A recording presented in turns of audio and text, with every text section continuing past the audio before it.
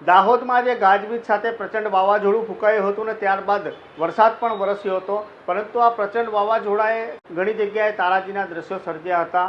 આ તસવીરો આપ જોઈ લો, શહેરના મેમુનનગર વિસ્તારની આ તસવીર છે, જેમાં આ કોઈક બિલ્ડિંગમાંથી આ શેડ ઉડીને આવ્યો હતો। મોટી બાબત એ છે કે આ 30x30નો શેડ છે, જે લોખંડની એંગલ સાથે ઉડીને આવ્યો હતો અને અહીંયા ખુલ્લા પ્લોટમાં પડેલા વાહન ઉપર પડ્યો હતો।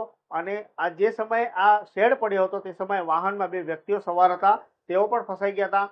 આસપાસમાં બૂમાબૂમ થતા લોકો દોડી આવ્યા હતા અને આ શેડના નીચે આ બે વ્યક્તિઓ જે ફસાઈ ગયા હતા તેમને હેમખેમ બહાર કાઢ્યા હતા।